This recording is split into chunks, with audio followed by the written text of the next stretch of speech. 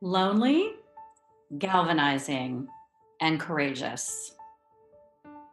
You are listening to The Brave Files, real stories from people living courageously. You can listen to the show anywhere you enjoy podcasts, and we'd love for you to subscribe, rate, and give a review on Apple Podcasts. It really does make a difference, and we appreciate it. Now here's your host, Heather Vickery. Hey, everybody. Welcome to this episode of the Brave Files podcast. This is your host, Heather Vickery. I'm excited to be here with you today. So, you guys, today's guest is someone I've known for a very long time, more than 16 years. In fact, Chris Szabo was at my wedding, which was almost 16 years ago. Oh, my but goodness. she wasn't my friend. She was a high school friend of my ex-husband. And Chris and I didn't become friends until about 4 years ago when I got an unexpected Facebook message from her. She was letting me know that she'd been following my personal life transformation. She asked if I remembered her, which of course I did, and if I'd be willing to connect. So I did remember her. I did want to connect. And what unfolded next was a surprise that has led into a lovely friendship. And Chris is here to tell that story. Chris, welcome to the show. Thanks, Heather. I'm thrilled to be here. This has been fun. I have enjoyed, I'll just say as an aside, it's been really fun building this very unique relationship that we have over the last several years. But let's let the listeners in on what the hell we're talking about. So Yeah, for sure. why did you reach out to me about, it's almost exactly 4 years ago.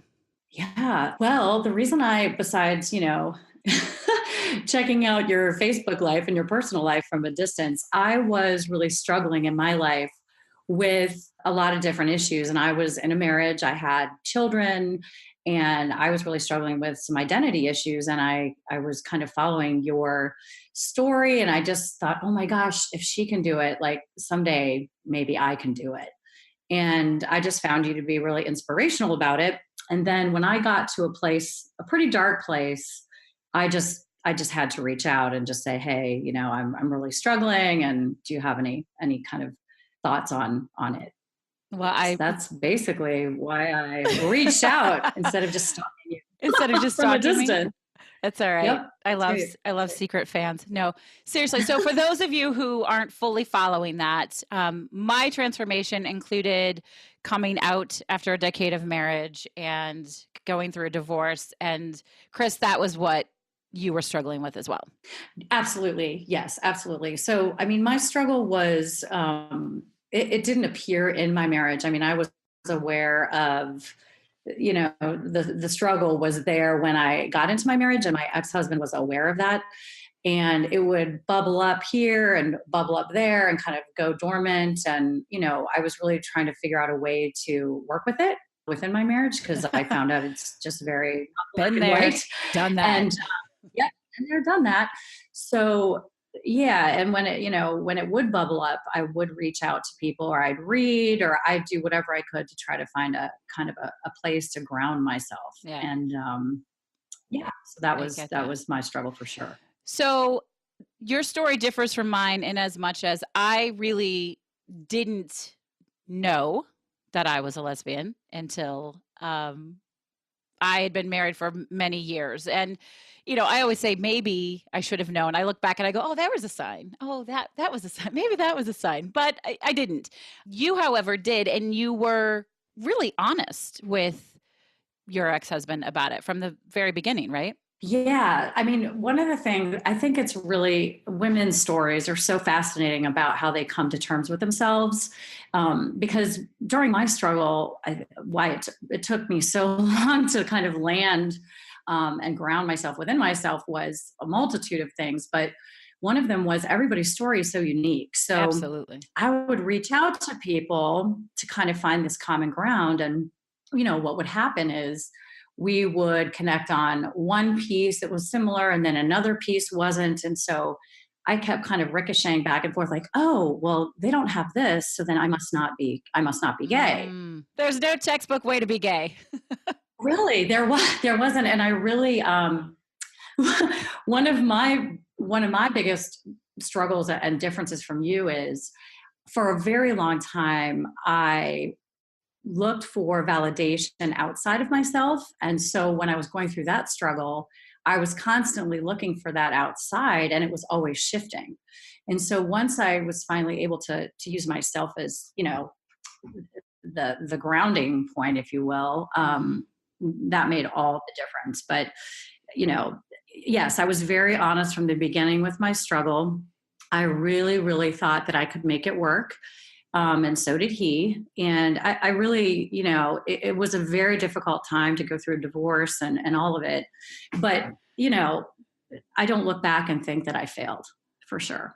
Good for you. Well, I always So, say that no one gets married to get divorced. I yeah, didn't, that's, I mean, no, even that's when it's, absolutely, yeah, yeah. even when you know it's the right thing to do for whatever your reasons are, it still sucks. So what Yeah. what was your breaking point? What happened that made you say, I Oh, boy. can't do this anymore? Can't do it anymore. I think I look at it as it was basically just this kind of culmination of a bunch of different things in my life. And then there was just no turning back. So I was married for almost 18 years, and my marriage was slowly, eroding over time. I was feeling pretty lonely in my marriage. I was struggling with the sexuality piece back and forth. And I put it in this bucket, like probably a lot of heterosexual married people do, like, oh, it's just like we're just going to stay together, and looking at attraction outside of your marriage is just that. And I was just slowly realizing that it wasn't the same thing. Right. Identity is very different than deciding to be monogamous or deciding to like not have, some sort of relationship outside your marriage. Yes. Thank you for that. Yes. So between that, and I had a good friend of mine, a female friend of mine, who I was falling in love with. And the culmination of all of that, it got to a point where my friendship with her was kind of on the line. I knew that I needed to have her in my life forever. And my feelings for her were complicating things, and she had no idea what was happening. So Really? So she didn't know that you were feeling this way. oh, no. She did not know. Okay. And then like I said, everything sort of bubbled up to this kind of tipping point where I didn't really have an option of thinking through all my next steps. All I knew is that I had to tell her how I felt. And then I had to also have a conversation with my husband at the time. And so that's how it went down. I mean, I really decided to put my relationship, my friendship with her on the line by letting her know, hey, I feel much more than just being friends. Okay. And that's why I'm a crazy person. So how did she react to that? That's why I'm a crazy person. I get it. So what did she say? It was interesting. So I had called her, and, it was totally random to call and kind of lay this out there. And, just like a good friend would, she listened to me, and she was flattered, and she wanted the best for me. I mean, she wasn't saying, oh, we're not going to be friends anymore, but there was no, oh, I feel the same way. I'm glad you brought that up. Okay. And, she was married also to a man at the time. So, I got off the phone, and of course that felt a little bad, but I also overall felt very good, because I was very honest with where I was at, and I didn't see another way. And so then this is a little more blurry. I can't remember how long it took her to call me back. Maybe that evening. And she was doing some thinking while she was mowing her lawn. And it just, for her, I mean, her story is her story, but what she kind of came to realize is like, she never kind of put us in a potential box that could be a possibility. So once I kind of opened that up as a possibility in her mind, I mean, she just was like, oh my gosh, that's what it is. Oh my gosh, that's what, like a couple of light bulbs were starting to go off. And so we can just spoil alert here. This woman is your partner now, right? She is your life partner, correct? She is. Yes, she is. She is my life partner. So she absolutely is. I love that you said her story is her story, and we're not focusing on that now. Although if she wants to come on the show, that could be fun. We could have tangent post that would be episodes. Fun. It would be. Oh my goodness. Yes. because perspective, I think it's always so interesting to tell the same story, to have two different people tell the same story because they're never the same story. Oh, yeah. No, it's absolutely so different. Yep. So she calls back and says, actually, I think I feel this thing too. And then holy shit, like what in the Yeah. world Yeah. do the two of you do with that information at that point? Yeah. It was a lot. So, I mean, what we did with that information is we processed that information over the course of, not very long looking back, because we had to, I mean, it was interesting because I don't think, well, I know neither one of us thought, oh my gosh, what should we do? It was just a matter of how we were going to do it, meaning, You how are we knew, going to talk to yeah. our, how are we going to have these hard conversations, and heartbreaking conversations? Because her, she had a really great partnership in many ways with her husband at the time. And, there were parts of my marriage that were working, right? So I was all trying to figure it out. So really, once we were able to kind of like fully acknowledge our feelings, really we had to think of how are we going to have these conversations with our significant others. And that was obviously the toughest part. Yeah. So how much time passed in between the two of you realizing this and you having this the first of many hard conversations with your then Yeah. husband? Um, I would say it was close to 2 months. Yeah, it was Was the close to two longest? Was it months the of, longest 2 months of your life? uh, that's an interesting question. I don't know, to be honest, because this sounds, I don't know, some people might take this the wrong way. There was this very joyful piece of this, and I there was get that. also this very tragic piece of this. So there were both of these things were happening at the same time. And so, yeah, if that makes sense. I love that you said that. It totally makes sense to me because I've been there. And I suspect many of our listeners have been there in some form or fashion as well, right? You can experience fear and joy and happiness and sadness all at the same time. Certainly, Mhm. as I was, you know, officially moving out of our family home and getting, things set up for divorce, but also in my new partnership, and my partner was moving to Chicago to be with me, there was a lot of fun happening. We were traveling a lot. We were getting to know each other. That Mhm. it's that, um, or they call it the NRE, new relationship energy. I think is the term. I've never heard that term, Um, but that's great. yeah, it's a real thing, right? And it's super fun and it's exciting. Yeah. And yet, my life as I knew it was falling apart in every possible way. And Yes. I can't speak for you, but for me, I had to own that. If my children were sad, uh, it was my Mhm. fault. And my ex-husband loves to remind me about that. He loves to be like, "Oh, well, Mm. these are your Oh choices. boy. This is Yeah. why the kids are sad or why they're struggling or whatever." Mhm. And I have learned after many years to not completely own that, but it sits there. Absolutely, it I, does. I have, Yes, absolutely. I had to ask my kids to forgive me because I Hmm. needed that. I needed to ask for it. I needed to say, I'm not sure if you understand why I made these choices, but are you able to forgive me? And they did all said, yes, mommy, of course. We love you, which was really sweet. And That's that interesting. wasn't a That's great. requirement. It wasn't even about their answer. It was about me needing to get it off Right. my chest to ask. Sure. Anyway, Sure. That's really interesting. Yeah. So, it is interesting. And I don't, know if a lot of people haven't asked about, my story, which is totally fine. I think that there's this perception that, you make a quote unquote choice and that mhm. everything else just falls in line. And we're living in a freaking amazing la la land now. And that is absolutely not the case.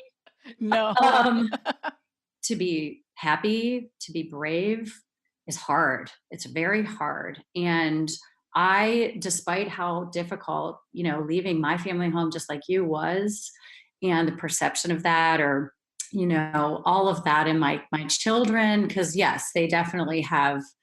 It's created a lot of strife. And what I always go back to is I wanted to be a role model for them, Yeah. that to be true to themselves. And I just got also to a point, like I said, all this culmination of things, that how could I tell my kids to do that when I wasn't able to do that? And so Absolutely.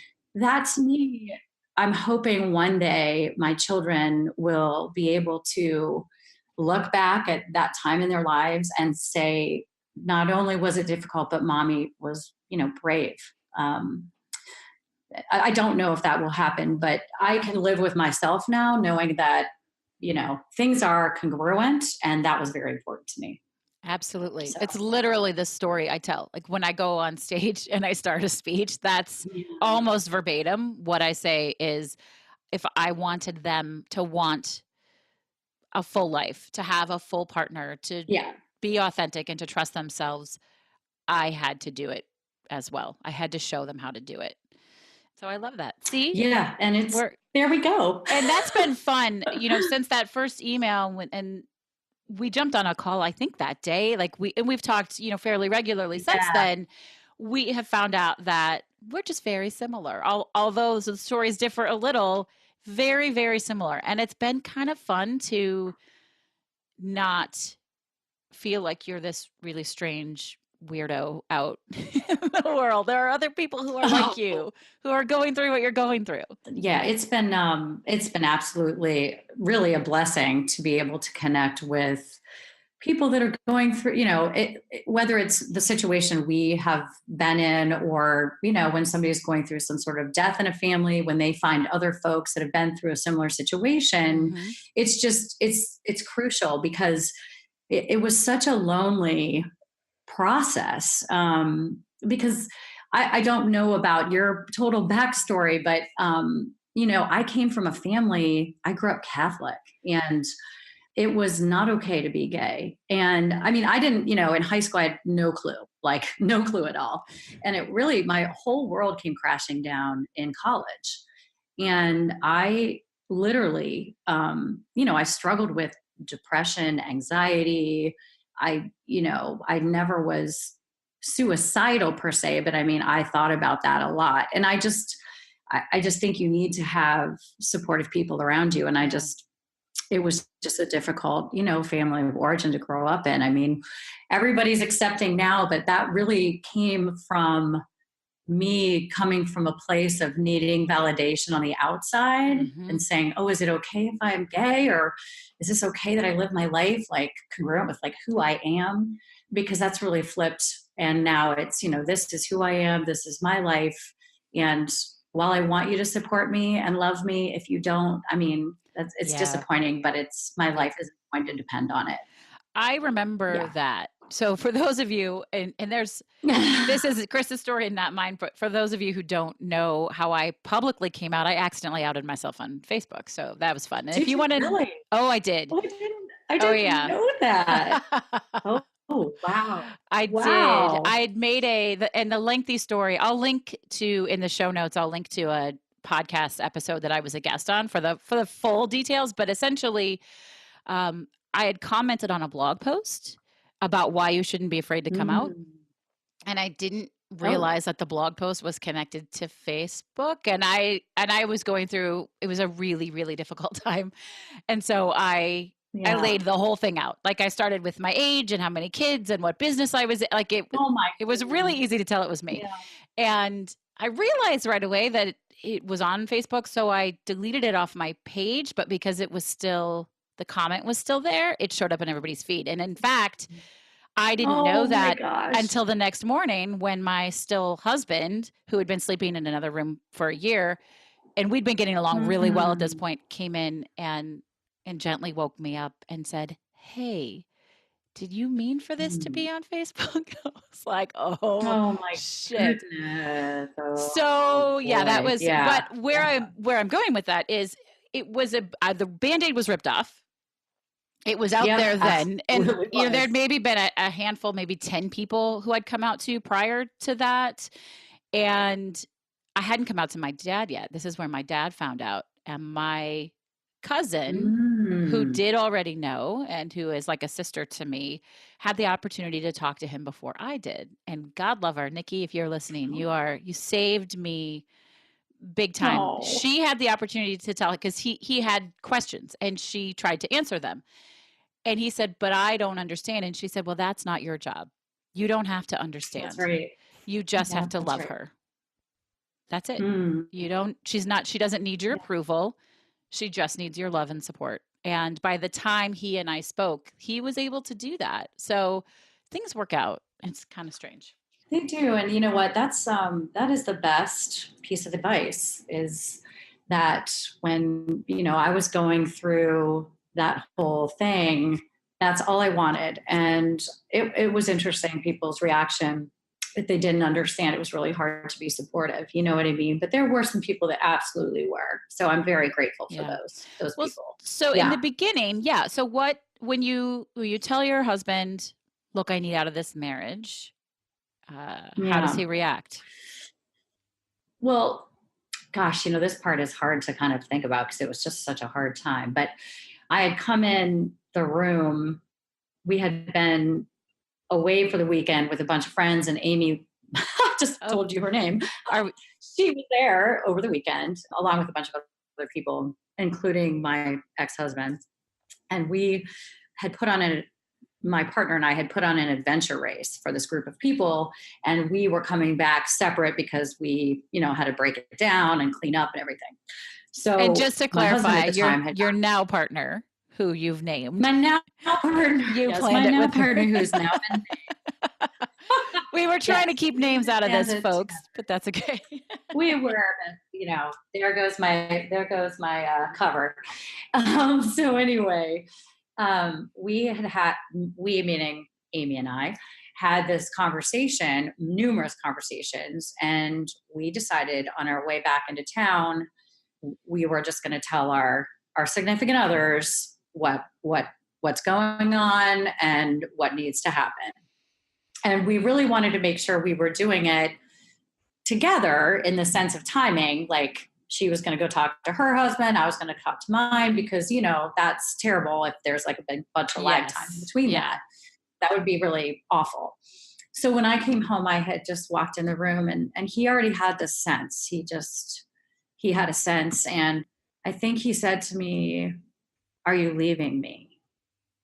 And yeah, it was tough.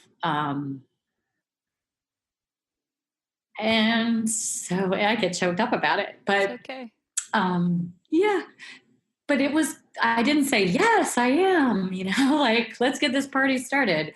I, yeah, what a party it was. But I did, sort of sit with it, and we didn't have a ton of conversation. I mean, I wanted to have a lot more dialogue about it over the course of our marriage breaking up. We just didn't. So then we just kind of had a plan, like everybody has a plan, because I was at the time I was working part-time. And so I was like, okay, I'm going to look for work full time. And then once that happens, I'll move out. And, just life happens. Right. So Mm-hmm. I'd found an apartment really close to the house, and I hadn't found full-time work yet because I had left a career in corporate America like a decade before, and I had my own business on the side. But, I knew that something else was going to have to happen, and I had no idea what that was. I mean, that was Right. one of the harder pieces of it. I would say the hardest piece is really at that point, because our marriage was in such a bad place, that it was really about the moving out that was so difficult, and getting a career back on track. So yeah, I'd say we were in the house together with the knowledge of me moving out for about 8 months. And I actually remember you telling me that, I think you had said something similar, like, oh yeah, we were working it out, and it was similar. And I thought to myself at the time, you are crazy. Like, how did you I remember endure that? Yeah. Crazy. Because we spoke And, really at the beginning of this when you had just told him. Probably, yeah. Yeah. Yeah. I mean, Yeah, I I did. go dark a couple times. We we Yeah. lived in the same house for a couple of years while the first couple of years we were trying to fix it, which it wasn't fixable. Yeah. And then Yeah. It's not fixable. the full last year, it was just, there was no rush. And at the time, like I said, we were actually getting along really well. And there, Yeah. and the rush came when Yeah. I knew I needed to make my way. I needed to get a new place. Yeah. I needed to start my life as Yeah. myself. And I couldn't do Yeah. that That's absolutely right. in the same house. So at what point in the 8 Yeah. months do you let your kids know, or your parents? Oh, geez. Well, that's a great question. So I let my daughter know. So my kids are 5 years apart, and my daughter's the older one, and my son is the younger one. So my daughter is now 12, and my son is 7. So this was, she was younger, and I. It wasn't very long after. I want to say it was in the wintertime, maybe January or February. So I had a conversation with my ex in November, and I remember like taking her on a little drive, and we went to this parking. I got scones. We always used to get these scones from the neighborhood. And I got in the back seat, and we just like had a little picnic. And I mean, it's just, it's not that surprising, but people have a sense of things, like when Oh I had yeah. come home and he had said to me that, I mean, so it's not like he was completely blindsided. Right. And my daughter, similarly, I get in the back seat, we're having these scones, and she's like, "Are you getting divorced?" And I mean, Wow. so we had this conversation. It was very interesting, and also like not that surprising, because she lived in a house where her mom and dad had issues beyond being straight and gay. Absolutely. So That's the same for me. Our marriage wouldn't have lasted anyway. yes, yeah, that's absolutely right. And I think that that's something that I think it's easy from somebody on the outside to look at a situation that we've been in and say, oh, you were gay, you had to leave. It was all like a lie or something. And of course it wasn't. It's very complicated. And I absolutely agree with you that the marriage would have fallen apart anyway. So when I talked to my daughter, of course, once again, I didn't say yes off the bat, but I had said, these things. And then I did talk about, I tried to spin it like happily, like you're going to have, 2 vacations. And, that's what she wanted to know about, like birthday parties. And she wanted to know about vacations Oh, and, things that matter to kids. Like, yeah. are you going to be here? What about vacations? And so I reassured her that, yes, in fact, we would still be at vacations, and we would still, and, I didn't have to say they would be separate down the road, but just reassuring her. And then, I think I did say something about being gay, and I don't remember exactly how I put it, but it was something kind of like, some people are with men, some people are with girls, and it doesn't totally compute for her because she was so young, but it was something that it was very important for me that she knew that piece, because I didn't want her to be ashamed. Yeah. And I wanted to get out in front of it before she had friends or community members or anybody judging her in her life. So I wanted to get out in front of it with a positive place for her. And then this sounds terrible, but with my son, I didn't actually have a conversation with him because he was about 4. I mean, I had a conversation with him about kind of like, hey, like we're going to live in 2 houses, and and he has adjusted pretty well to that. But I would have loved to have had a family conversation like at the table, but it was, I had to do that heavy lifting.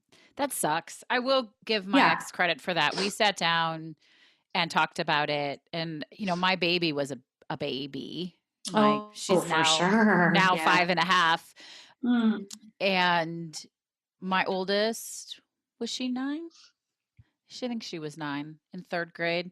Maybe she's in 4th grade. Wow, that's bad. I can't do that math. She's 14. Yep, she was 9. It Oh took me my a second. goodness. Yeah. And Yes. she's certainly You the have to do only it. one that understood. In fact, she told me that.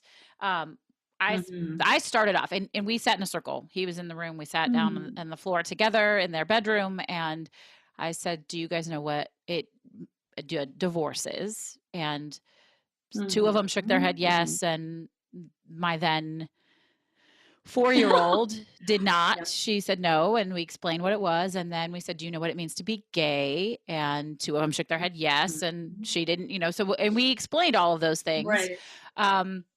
The funniest part, though, and this is hilarious, is when we were all done, and there had been some tears and there was some hugging. And at the time, there were some promises that I know we fully intended to keep, but haven't fully kept, which is like, we're going to be best friends. We're going to be together. We're going to do fun things together. That promise has not been kept. Yeah. Not necessarily by my choosing, but things change. Right. So you start off with the best of intentions, and then those intentions sometimes shift because our life changes, and that's fine. Yes. But my oldest daughter, Olivia, when we were all done, she said, Mommy, I have a question. And I said, what's your question? She goes, can we go shopping? and her dad goes, man, she's smart. Retail therapy. But then the next day I sort of caught her not sobbing, but just tearing up a little. And I said, what's going on? You want to talk? And she said, I think I'm the only one that really understands what this means. Oh, and wow. I said, you probably are. And she said, I don't like it. And I said, I know.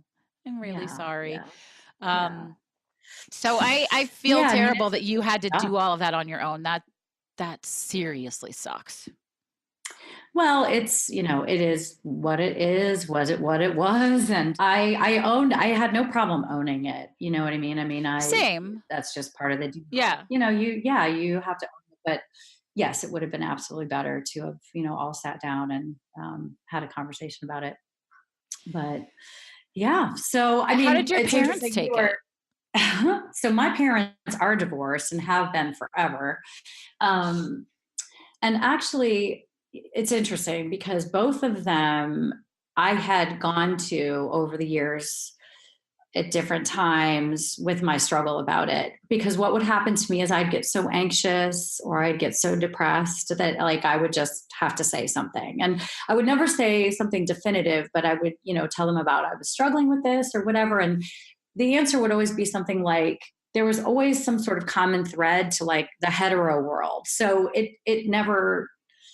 I never left being, I always was waffling because it's like, oh, I found this common thread. Okay. And that would simmer my anxiety a little and then move on. So when I finally definitively told my parents that fall, my dad said to me, which was great. He said, I will always love you. I will always love you. And my mom and my brother had a much more difficult time with it. My brother thought it was selfish, and it took him some time, I think, to accept it because, my ex had been in the family forever and he felt like I had this allegiance or whatever. And my mom's very Catholic, and I think she cares a great deal about what the world thinks. And my mom, she had a hard time with it. Yeah. My mom has supported me and also like had a hard time supporting me in certain ways, but I never felt like she abandoned me by any means. So that was really good. Yeah. How about you? It's what about tough. your mom? I know, right? So my mom really struggled at first. And in fact, that's what led me to that ominous post that landed on Facebook, was struggling with my mom's reaction. But to give her credit, it took her a minute to adjust. Sure, of course. And it was a pretty awful minute for all of us. I know, though, that the root of her fear was that I would be persecuted or that I would be harmed. And when she realized that wasn't going to happen, so when the rest of the family found out, including my grandmother, who has had, God rest her soul, every bias known to man, everyone said, well, you're ours. We love you. Okay. When she realized that nothing bad was going to happen to me, she softened. And then my aunt, whom I love, but she's a hard nut to crack and also super Catholic. I can remember my mom saying right away, well, Aunt Kimmy is not she's not going to love you anymore. She's not going to accept this. And Mhm. that just wasn't the case. And in fact, when my partner came to my cousin's wedding, at one point my aunt said to my mom, have you ever had a conversation with her? And my mom said, well, I try not to. And my aunt said, I Oh. think you should. She's a lovely woman. And everything sort of shifted Mhm. from there. Once Yeah. she realized nobody was going to harm me, and also that it didn't affect her. I mean, we've had a hard time. I Yes. get the Yes. fact that we feel like our children are an extension of us, but they are not. They are all their own. And I am not Yeah. an extension of my parents, nor are you of yours. So, but that's a difficult thing for a lot of parents to understand. Yeah, I would totally agree with that. And I think that now that, time has passed, I can, I guess, be more forgiving for the people in my life that, when I came with this vulnerable place and saying who I was basically, and really were not supportive in the moment, that's taken me a while to kind of like be okay with. But I also realize now at the time passing that, they needed a minute too. I just wish that my well-being was at the forefront of that first moment. But everybody does have to adjust over time. Yeah.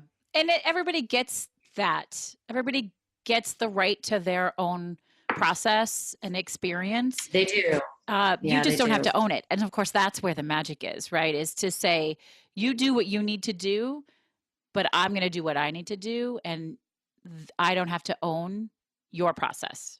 I only have to own my own. That's right. Yep, that's Yeah. absolutely right.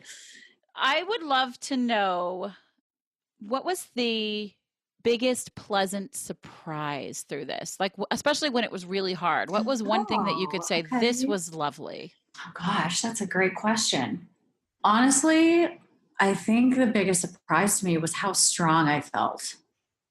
Um, I was Love so that. terrified. I mean, literally terrified of the prospect when I would think about what it would mean to be gay and what it would mean to leave my life. Yeah. And I truly did not believe I would be okay. I mean, at my core, I did not believe I would be okay.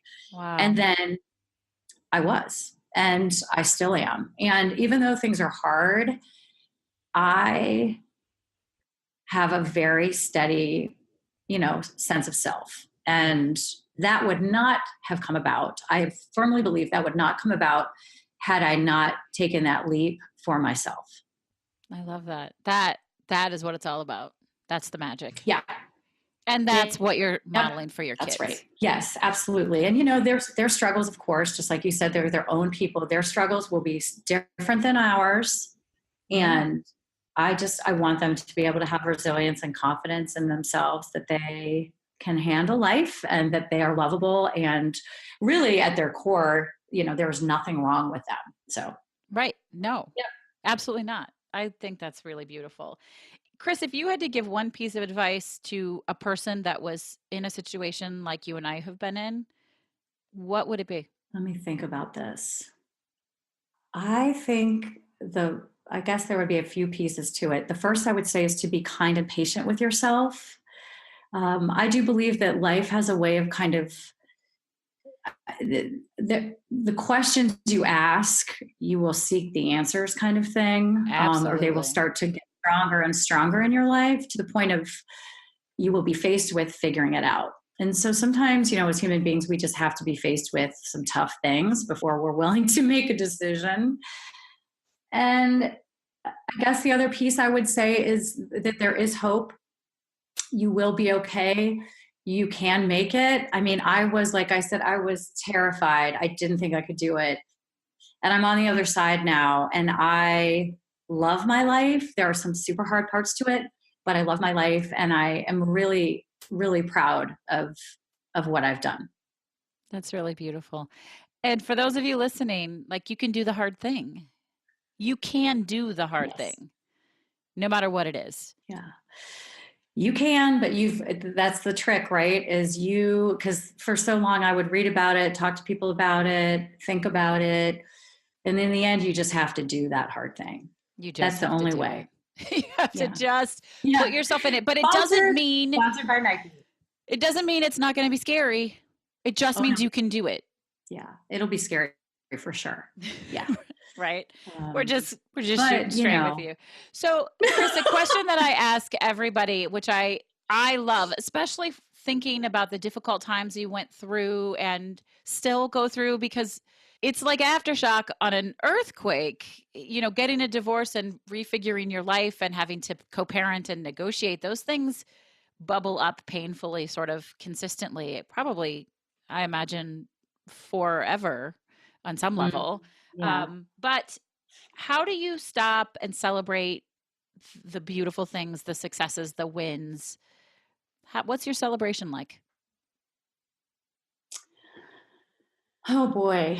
Well, I think that that's kind of evolved because as I have, used myself as my grounding of, what feels right, what feels empowering, that sort of thing, Mm-hmm.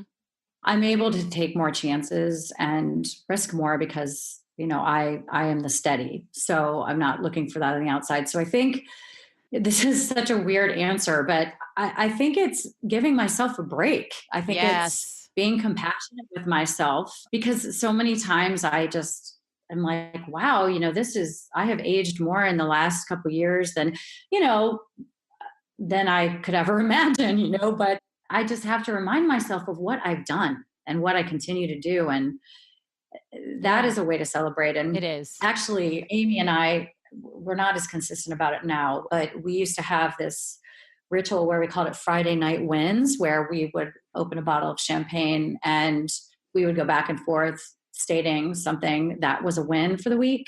And it could be very small. And it's really sacred because, we know those very small wins that mean everything that somebody else in the outside world might not understand. So that was something that we I we dig have that. done. And you did do that? I do that with clients, one-on-one clients. I do wins all the time. In fact, I had a wins accountability partner Yeah. for a long time where we would talk once a week for 5 minutes and just share our wins. And Yeah. we weren't allowed to do this thing that women do where we go, well, I didn't do as much as I wanted to, but we could only just say it in a positive way. Yeah. Yeah. And, I have a new That's gratitude awesome. journal out. And one of the elements in I the gratitude know. journal is listing wins. So, and I do it separately on purpose, right? There's what you're grateful for.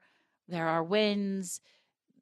They tie Hmm. into each other, but you tap into different parts of your psyche when you list them out that way. So just reminds you of more ways you're awesome and more to be grateful for. Yeah, absolutely. And it does remind you that, little things matter and they build on each other. So yeah, Absolutely. it's been a fun tradition. That's really cool. Well, so I have to also ask you, because I love to ask. I don't actually have to. I want to.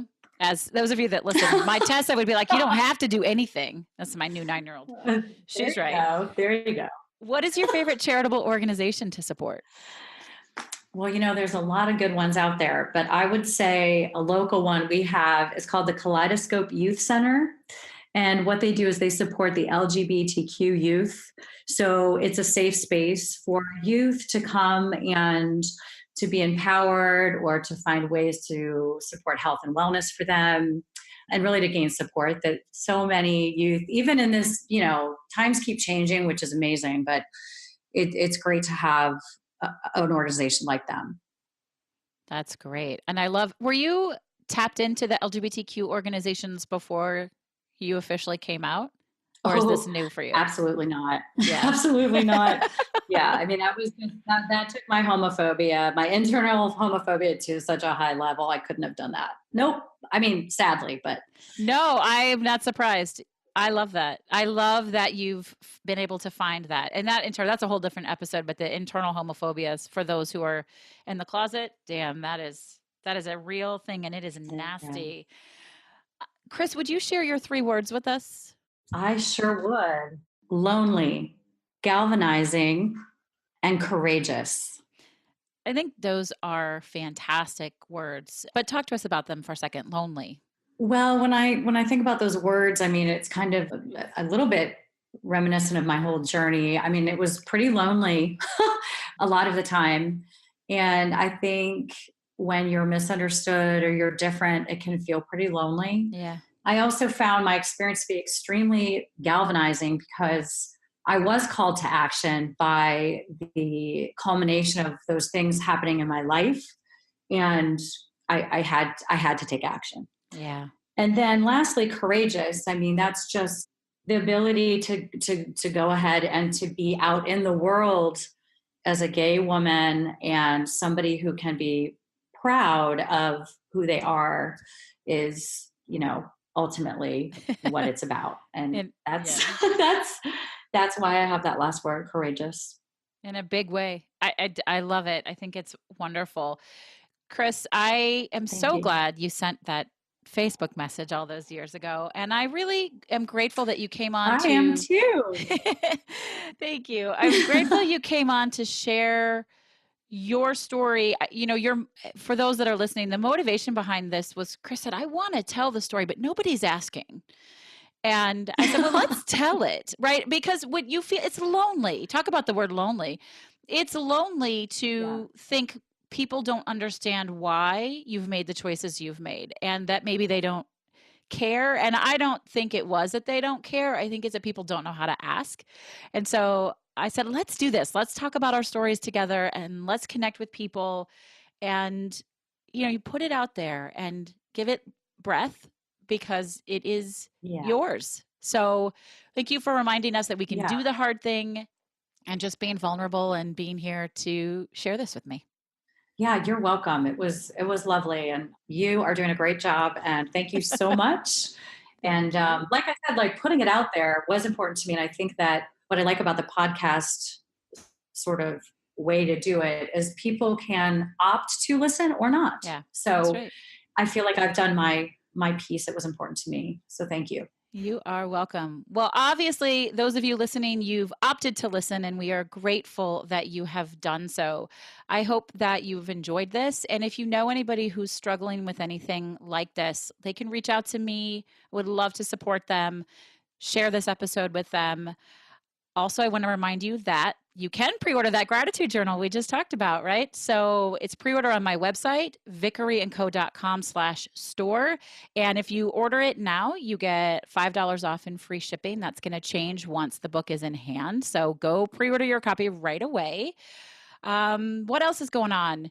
We have a fantastic slew of interviews coming up. So be sure to subscribe, rate, and review the show. Share it with your friends. You guys share it with your friends. We can't spread the word if you don't let other people know you dig this show. So we're counting on you to do that. You can listen to the show anywhere you enjoy podcasts.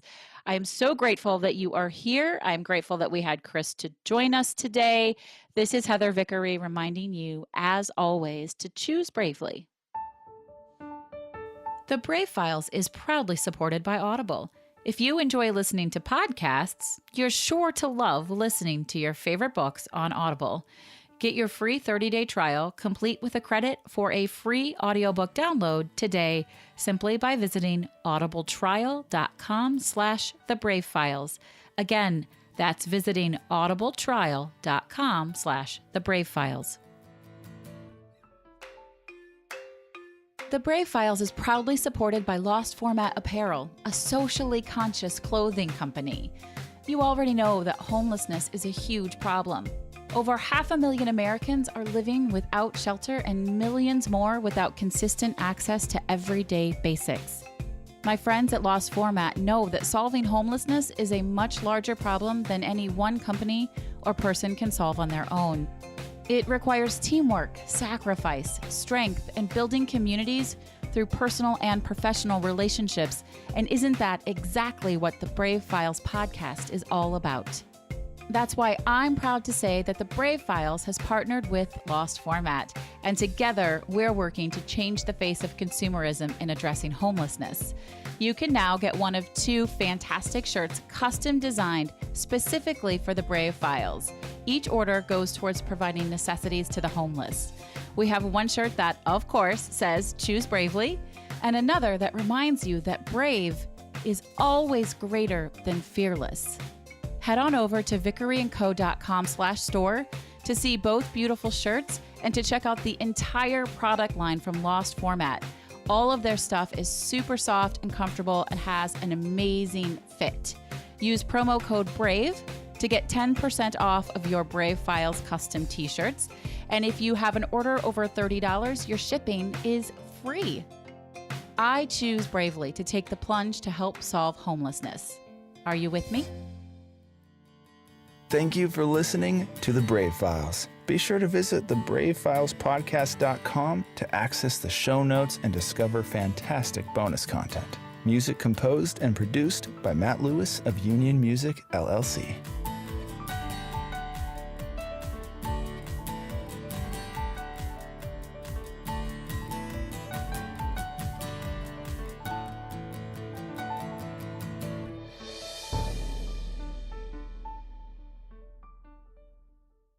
Special thanks to our editor and audio mix expert, Andrew Olson. I am eternally grateful for all that he does to make each week sound so fantastic. You can hear more of Andrew's work at findandrewolson.com.